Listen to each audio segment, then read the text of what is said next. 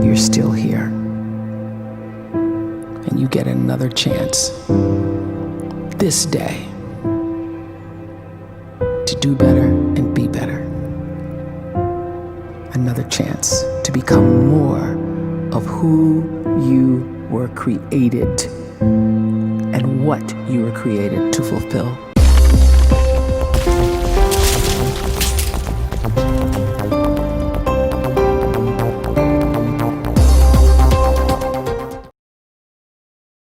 Everyone in the world is capable of living outside the role or beyond the roles that they place themselves in, no matter what it is.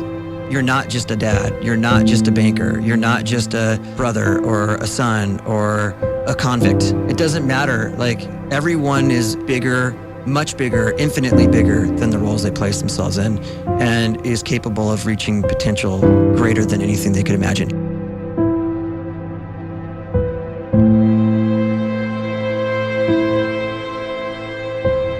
You can live the life you desire. It's right there in front of you. But in order to achieve it, you must first see it, then believe it, and then you must graciously ask and train your brain to help you execute your vision.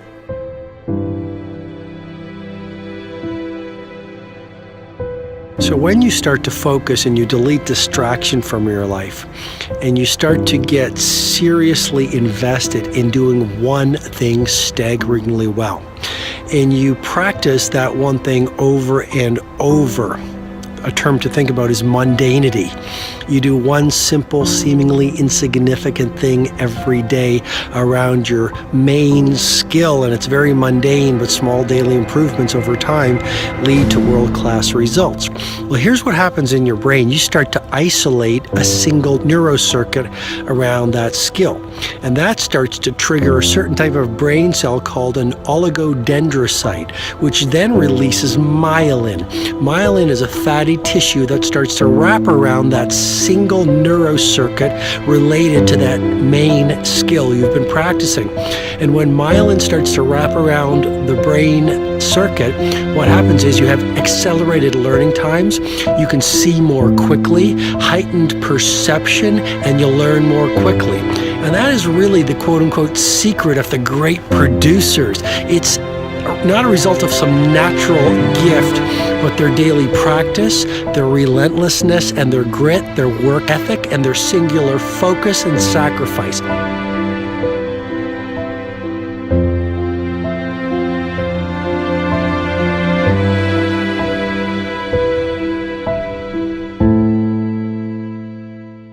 A great life is built not by revolution.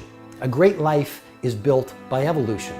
Small and steady wins the race. What you do every day is far more important than what you do once every decade. I want you to really think about that idea. What you do every day is simply your life in miniature. And as you live every single day, so you're crafting your life. What you do over the next hours is really building your future. And if you can just get every single pocket of 24 hours right as best as we humanly can, the rest of our life is going to take care of itself. So small wins matter. The scripture says we will eat the fruit of our words. You are planting seeds when you talk. At some point, you're going to eat that fruit. My challenge is make sure you're planting the right kind of seeds. If you want apples, you have to sow apple seeds. If you want oranges, you can't plant cactus seeds, poison ivy seeds, mushroom seeds. You're going to reap fruit from the exact seeds that you've been sowing.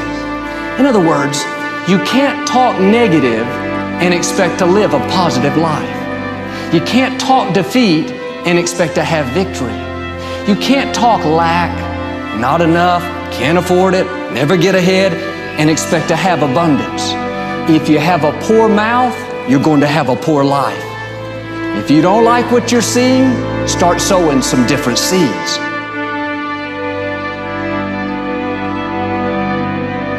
We may not realize it, but we're always feeding ourselves.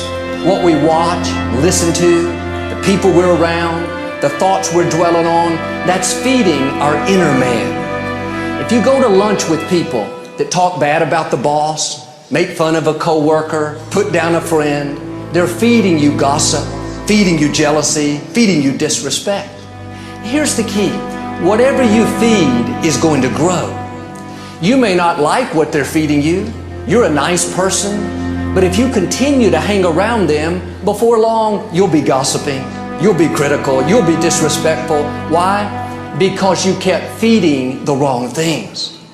If you're always feeding negative thoughts, thinking, I'll never get well, I'll never meet the right person, you're feeding doubt, feeding mediocrity, feeding fear.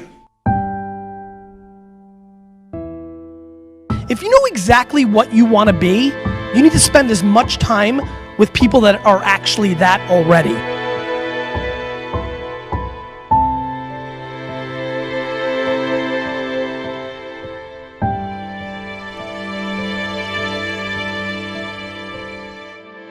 You cannot let a fear of failure, or a fear of comparison, or a fear of judgment stop you from doing what's going to make you great.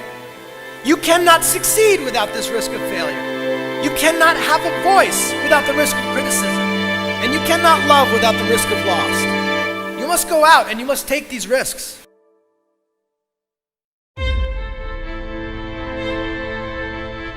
You don't have the time to waste time, because time doesn't wait till you discover your purpose. If you don't know why you was born, time is still moving.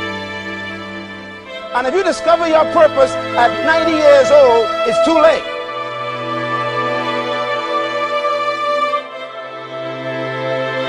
You don't know how young you are. What if you die in 2 years? You're pretty old right now. You got 2 years left. And if you're 50 years old and you're feeling discouraged, well, remember the advice about planting a tree. When's the best time to plant a tree? 20 years ago or today? So if you're 50 and you feel like life left you behind, well, get started right now. Better late than never. Better late than never. Don't think about time and age so much. It gets people distracted. When the whole world's distracted, you be focused.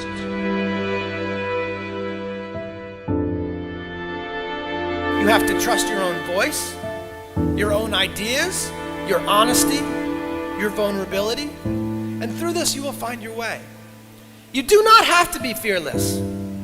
Just don't let fear stop you. Live like this as best you can, and I guarantee you will look back on a life well lived. You are capable of greatness in your profession, and more importantly, in your quality of self. Stay hungry. Stay young at heart. Take those risks. You are going to change the world around you in big ways and in small.